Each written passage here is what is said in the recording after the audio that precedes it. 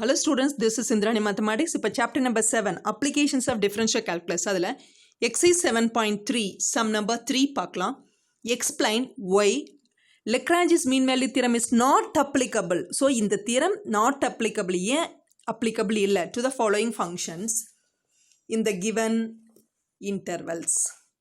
See, Lagrange's mean value theorem na ரெண்டு condition பார்த்தீங்கன்னா சரி, continuous in closed interval, differentiable in open interval. இந்த ரெண்டு கண்டிஷனில் ஏதாவது ஒன்று ஃபெயிலியராக இருக்கும். அது என்னன்னு கண்டுபிடிக்க போகிறோம். F of x is x plus one by x where x belongs to -1, 2 closed. F of x is modulus 3x + 1 where x belongs to closed interval -1, 3. Okay, இந்த சம் பாருங்க. எஃப் ஆஃப் எக்ஸ் வந்து x plus one by x, ஆனால் x belongs to ஒரு நெகட்டிவ்லேருந்து positive போகுதுன்னா 0 வழியாக தான் போயாகணும். ஓகே, பாருங்கள், உன்னோட எக்ஸ் ஆக்சிஸ் இப்படி இருக்குமா, இங்கே மிடில் 0 இருக்கும், இந்த சைடு நெகட்டிவ், இந்த சைடில் பாசிட்டிவ், இப்படி போகும். கரெக்டா? ஸோ நெகட்டிவ்லேருந்து பாசிட்டிவ் போகணுன்னா 0ங்கிற பாயிண்ட் வழியாக தான் போகணும். அதனால் கண்டிப்பாக 0ங்கிறது இதுக்குள்ளே தான் இருக்கும். ஸோ -1லேருந்து 2க்குள்ளே தான் கண்டிப்பாக உனக்கு என்ன இருக்கும், 0 இருக்கும். ஸோ அந்த எக்ஸுக்கு 0 போட்டுட்டிங்கன்னா டினாமினேட்டர் 0 ஆயிருமா? டினாமினேட்டர் 0 ஆச்சுன்னா இன்ஃபினிட்டியா? இன்ஃபினிட்டி வந்துச்சுன்னா நாட் கண்டினியூஸா? So, f of x is not continuous at x equal to 0. x equal to 0ங்கிற இடத்துல it is not continuous. Hence, f of x is not continuous in closed interval -1, 2. Hence, Lagrange's mean value theorem is not applicable. So, not continuous நாவே understood, it is not applicable. Okay. இப்போ modulus function பற்றி அதோட diagram எப்படி இருக்குன்னு நான் சொல்லிடுறேன். ஆக்சுவலாக இதை எப்படி டிஃபைன் பண்ணுறோன்னா, this value is positive x when x greater than 0, minus x when x less than 0. இதுதான் இதனோட டெஃபினிஷன். அதாவது சின்ன கிளாஸில் நான் என்ன சொல்லி கொடுத்துருப்போம்னா, modulus of 2 is 2, modulus of -2 is 2ன்னு சொல்லி கொடுத்துருப்போம். இதுக்கு அர்த்தம் என்னன்னாமா, இந்த 2 எப்படி உனக்கு கிடைக்கிது அப்படின்னா, இங்கே இருக்கிறது மைனஸ், அது கூட இன்னொரு மைனஸ் சேரணும். அப்போ தான் மைனஸ் ஆஃப் மைனஸ் இஸ் +2ன்னு கிடைக்கும். சரியா? நெகட்டிவ் வந்துச்சுன்னா இன்னொரு நெகட்டிவ் சேர்த்தணும். பட் பாசிட்டிவ் வந்துச்சுன்னா அதே பாசிட்டிவ் உள்ளே வந்துடும். ஸோ அதை வச்சு மாடுலஸ் ஆஃப் எக்ஸ் அது வந்து சேம் எக்ஸாக இருக்கும். எப்போ பாசிட்டிவ், எக்ஸ் கிரேட்டர் தன் 0ன்னா பாசிட்டிவ். அப்போ modulus of 2 is same 2, modulus of 3 is same 3. எப்போ பாசிட்டிவ்னா. சப்போஸ் இதே நெகட்டிவ் வந்துச்சு, மாடுலஸ் ஆஃப் -3 என்ன வந்துச்சு, ஆன்சர் 3ங்கிறீங்க. எப்படி வந்துச்சு, மைனஸ் ஆஃப் -3. ஸோ மாடுலஸ்குள்ளே எக்ஸோட வேல்யூ நெகட்டிவில் வந்துச்சுன்னா -x when x is less than 0. So இப்போ இந்த டயக்ராம் ட்ரா பண்ணுற பாருங்க.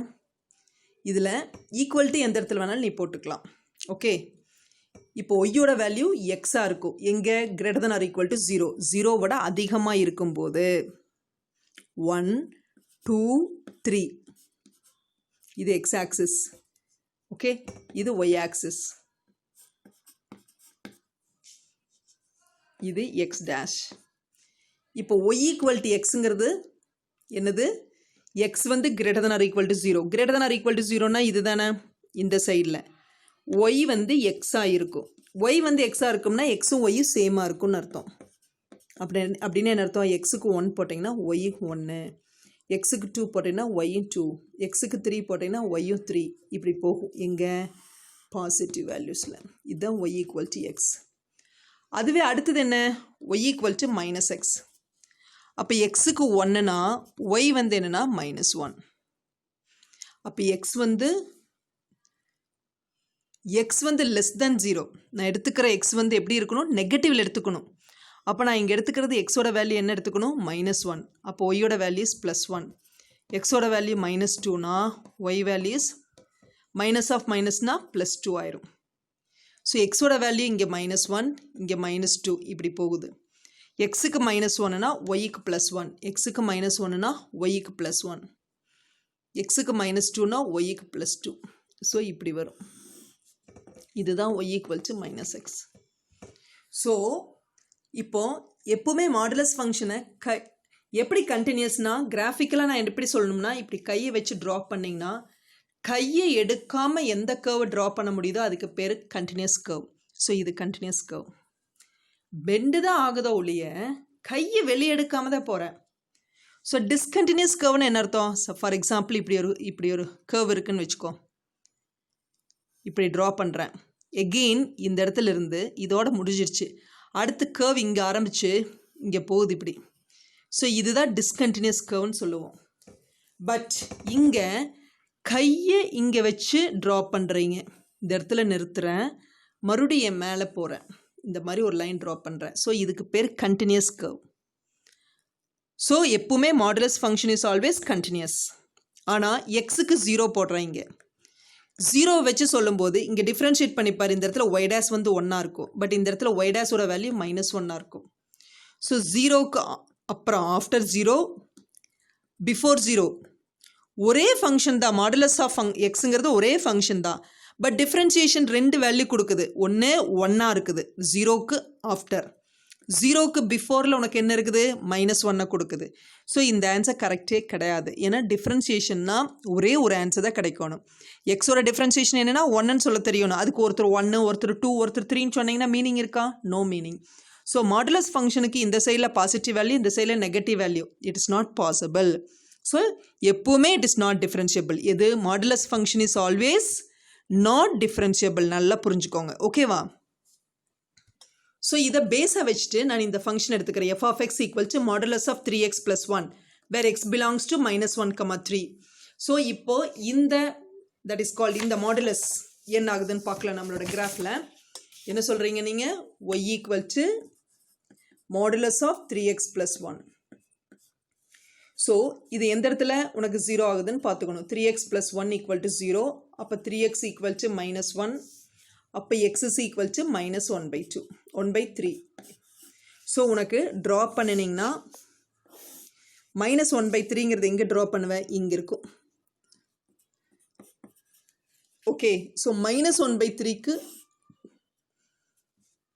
ஆஃப்டர் கிரேட்டர் வேல்யூஸில் இப்படியும், -1/3க்கு லெஸ் தேன் வேல்யூஸில் இப்படியும் கிடைக்கும். இதுதான் உன்னோட கர்வ். இது வந்து y ஈக்குவல் டு 3x + 1 இருக்கும். இது வந்து y ஈக்குவல் டு -3x + 1 இருக்கும். ஓகேவா? இதுதான் உன்னோட y equal to modulus of 3x + 1ஓட